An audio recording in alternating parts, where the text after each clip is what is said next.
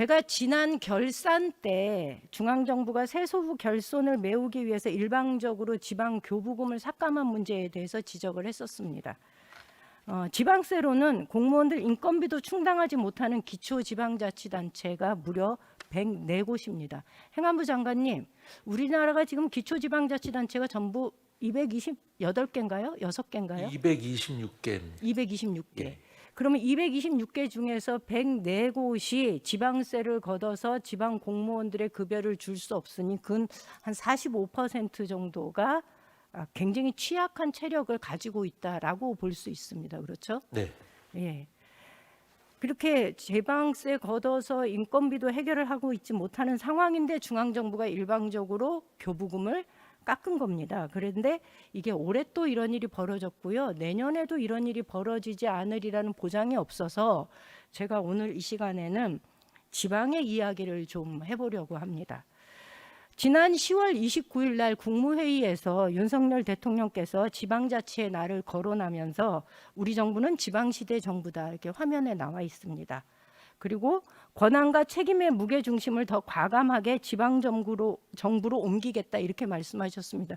총리님 이 자리에 계셨던 걸로 아는데 이렇게 말씀하신 거 맞지요? 우리 정부는 지방시대 정부다. 더 많은 권한을 지방으로 이양하겠다. 이렇게 말씀하셨는데. 그렇죠? 그런데 국무회의에서 대통령께서 지방시대를 말씀하신 바로 전날 윤석열 정부는 또다시 지방정부에 내려보내기로 한 교부세와 교부금 6.5조 배정을 유보하겠다라고 얘기를 했습니다. 장관님, 이거 유보인가요? 삭감인가요? 유보하면 이것을 언제 다시 정산해 주겠다라는 계획이 있으신 건가요? 지금은 기본적으로 뭐 여러 가지로 세수 결손의 결과이긴 합니다만 네. 아시겠지만 지방에 내려가는 교부세나 교부금은 내국세에 연동이 되는 것입니다. 그렇죠. 그래서 원래는 차차기 연도까지 이것을 정산하도록 되어 있습니다. 그러니까 계획이 있으신가요? 원래는 올해부터 차차기 연도까지 네. 그 정산을 하거나 올해 유보를 하거나 하는 부분들을 저희가 정책 결정을 해야 될 사안으로 저는 알고 있습니다. 이건 법에 규정되어 있는 겁니다. 네, 그래서 그렇습니다. 이게 삭감이 아니고 유보라면 유보라는 약속을 지키셔야 되고 차차기 연도까지 이것을 차곡차곡 정산하셔야 된다는 얘기를 드리겠습니다. 그렇지 않다면 그럴 자신이나 그럴 약속을 하시지 못할 상황이라면 이건 희망 고문이 아니기 때문에 차라리 삭감한다라고 얘기를 하는 것이 솔직한 게 아닌가라는 생각이 듭니다. 부총리 지난번에요. 이렇게 교부금을 사실 삭감을 하게 되면 지방정부 입장에서는 교부세 확정 통지가 되고 난 다음에 내년도 예산을 짭니다. 그런데 이렇게 일방적으로 만약에 줄이게 되면 지방 입장에서는 살림의 규모를 확정한다든가 사업을 계획을 세운다든가 이러기에 좀 어려움이 있습니다. 부총리께서 아까 오전에 질의 답변 중에 지난번과는 달리 지방과 소통을 많이 했다 이렇게 얘기하셨는데 네. 사실은 중앙정부와 지방정부의 힘의 크기가 굉장히 분명한 관계에서는 이것은 소통이 아니라 어쩌면 지방정부 입장에서는 압력이고 통보일 수 있다는 것을 제가 말씀드립니다. 이거는 소통이 아닐 수 있습니다. 지방정부 입장에서는. 지방정부는 하고 싶은 얘기를 충분히 할 수 없습니다. 그래서 그 이야기를 좀 드리고 싶은데요. 첫 번째로 지방채 발행이 굉장히 증가했습니다. 잘 아실 겁니다. 2023년도 지방채 발행과 관련해서 광역 및 기초자치단체의 당초 지방채 발행 예산은 2조 8,836억이었습니다. 그런데 실제로 최종 예산은요 3조 1,868억 원이었고요. 24년도 당초 예산이 4조 2,700억인데요. 아마 결산을 하게 되면 이거보다 훨씬 더 늘어날 겁니다.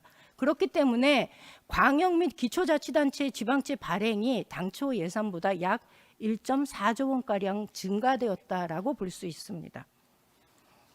다음 자료 보여주시겠어요? 이게 중기지방재정 계획에 나와 있는 겁니다. 22년도에 24년도에 지방채 수입, 그러니까 기금을 포함한 지방채 수입이 약 6조 5,700억 정도가 발행이 될 거다라고 얘기를 했어요.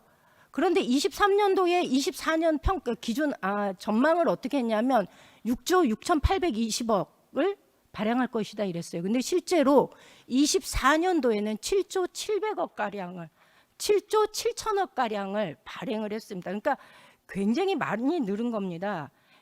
교부금이 삭감되면서 지자체 입장에서는 총 1.4조 원 가량의 지방채 발행이 늘어가는 겁니다. 그러니까 이 굉장히 지방 살림살이가 지방채의 의존도가 점점 높아진다라는 얘기를 좀 드리고 싶습니다. 이렇게 지방채가 발행이 되고 교부금이 삭감되고 나니까 지난번에 정부에서 뭐라고 얘기하셨냐면 지방의 통합재정 안정화 기금이 있으니 그 기금을 활용하면 된다라고 부총리께서도 말씀을 하셨어요. 기억하십니까? 네, 그렇습니다. 예.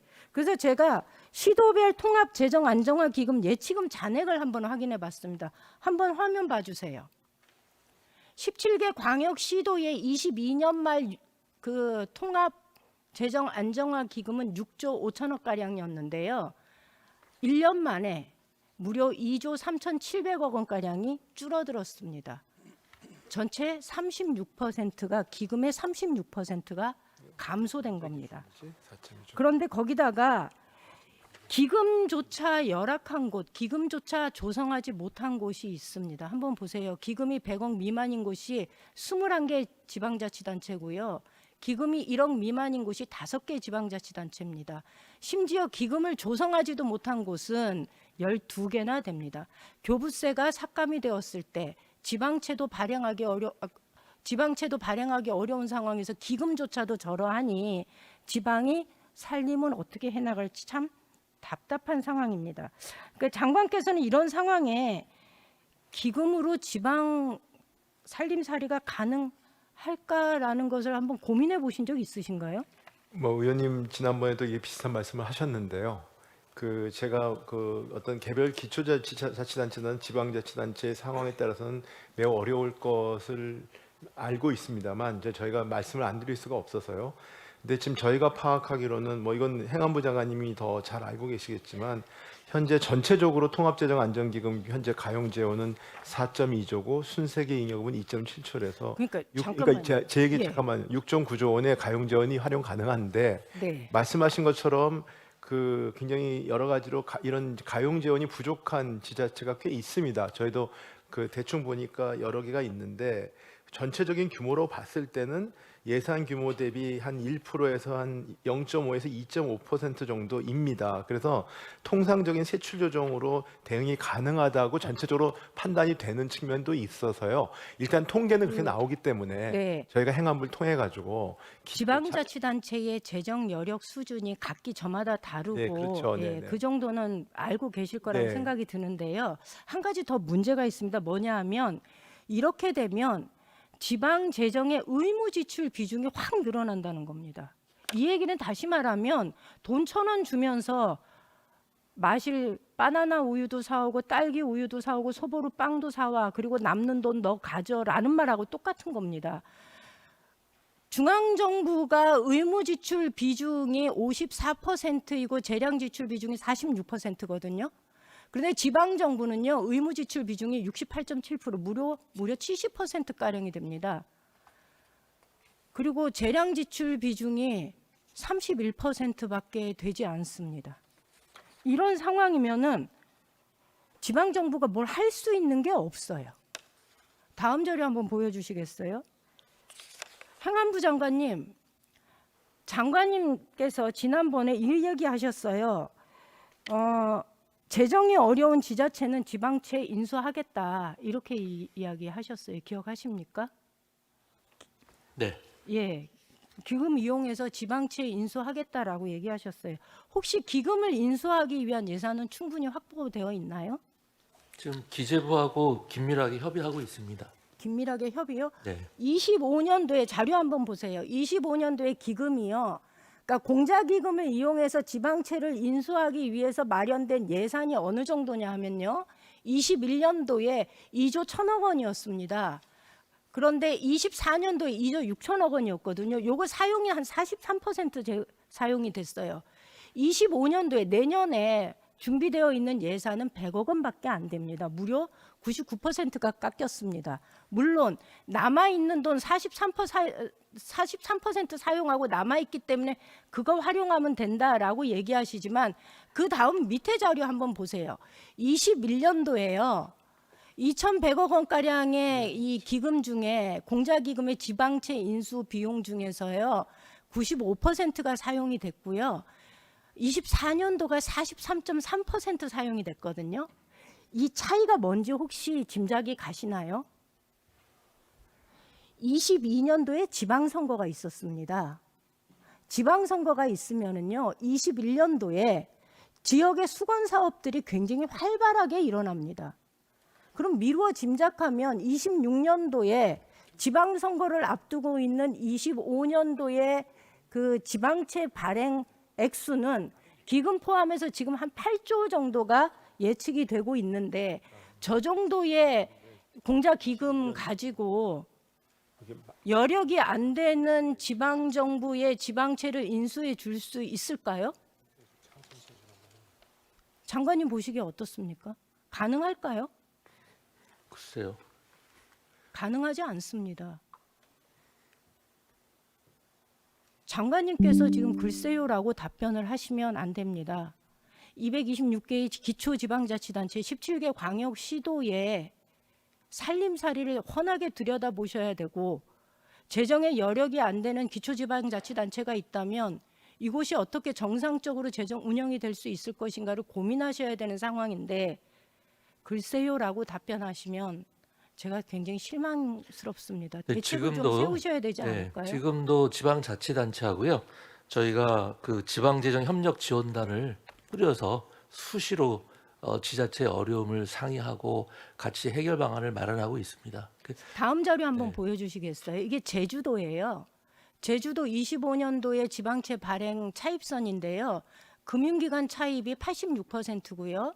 공자금에서 빌리는 돈이 0.45%예요. 저게 어떤 차이가 있는지는 장관님 잘 아실 겁니다. 이자의 차이가 굉장히 큽니다. 이를 통해서 지방정부는 지방채를 부득이하게 발행을 하더라도 일반 금융기관을 통해서 차입을 해야 되기 때문에 이자 비용까지 부담해야 되는 어려운 상황에 처하게 된다는 겁니다. 이것과 관련해서 이러다 보니까 다음 자료 한번 보여주세요. 이러다 보니까 지금 자꾸 지방 재정 자립도 굉장히 떨어집니다. 다음 자료 보여주세요. 우리가 교부세까지 포함해서 하는 흔히 말하는 재정 자주도라는 거 1년 만에 6%가 뚝 떨어졌습니다. 어렵습니다. 그런데 문제는 다음 자료 보여주시면 실제로 돈은요 지방에서 쓰여요. 지방에서 쓰이는데 지방 살린다면서 우리가 마련했던 지특회계를 보면은요 지특회계가 좀 밑에 빨갛게 되어진 게 지금 지특회계거든요. 점점점 줄어듭니다. 지방에 내려가는 돈이 점점점 줄어들고 있는 상황입니다. 물론 전체가 이 나라 전체가 긴축 재정을 하고 있기 때문에 저 정도의 고통은 감수해야 되는 것 아니냐라고 말씀하실 수 있겠지만 아까도 말씀드린 것처럼 우리가 세금을 걷어서 결국 이것을 집행하는 단위는 지방정부입니다. 그런데 지방정부는 의무지출 비중은 거의 한 70%에다 65%가 넘고요. 재량지출 비용이 35% 정도이면 지방정부가 할 수 있는 일은 아무것도 없다. 손발을 다 묶어놨다라는 것을 장관께서는 충분하게 이 문제를 인지하고 계실 텐데 이것과 관련돼서 25년도에 어떻게 대응해 나갈 것인지에 혹시 논의하신 게 있으신가요? 아까 기재부 장관님께서도 말씀하셨다시피 지금 이제 교부세가 약 4.2억 정도 부족한 상황에서 50% 정도 보전하면 약 2조 남짓 부족한 상황입니다. 이 부분에 대해서는 이제 아까 이야기가 좀 나왔습니다만 재정 안정화 기금이라든지 순세계 잉여금을 사용하는데 의원님께서 정확하게 지적하신 바와 같이 지자체마다 그 수준이 차이가 납니다. 그래서 제가 지금 말씀드린 것처럼 지금도 끊임없이 지방재정협력지원단을 운영을 하고 있거든요. 그래서 그 지자체의 구체적인 어려운 점을 저희가 잘 파악을 하고 있고 앞으로 의원님이 걱정하지 않도록 더욱더 저희가 열심히 노력하도록 하겠습니다. 마지막 자료 한번 보여주세요. 그러니까 이거는 존경하는 김문수 의원님 질의하는 것 중에 다음 자료 질의 내용 중에 나왔던 건데요. 지방 정부한테는 허리띠를 졸라매라고 얘기를 하면서 과연 그러면 중앙 정부가 허리띠를 졸라매겠느냐라는 것 한번 이번 예산서를 들여다보면서 살펴봤어요. 근데 생각보다 지방 정부에는 강한 그 긴축을 요구하면서 오히려 국민들이 납득하기 어려운 예비비는 6천억이나 그러니까 늘어났고요. 업무 추진비는 55억이 늘었어요. 대통령실 안보실 업무 추진비 5억이 늘었고요. 특수활동비, 안보비, 정보비 528억 원이 늘었습니다. 이러다 보니 우리는 허리띠를 조르는데 중앙정부는 그렇지 않은 것 같다. 대통령실은 그러하지 않은 것 같다. 우리와 다른 세계에 살고 있는 것 같다라는 국민들의 인식, 그러니까 한 몸이 돼서 어려움을 헤쳐나가야 되겠다가 아니라 이 어려움은 오로지 국민들의 몫인가라고 하는 생각이 국민들 정연에 깔려 있습니다. 이 문제는 추후 2차 질의 때도 다시 드리겠습니다만 대책을 좀 세워주시기 바랍니다. 이상입니다. 임미애 의원님 수고하셨습니다.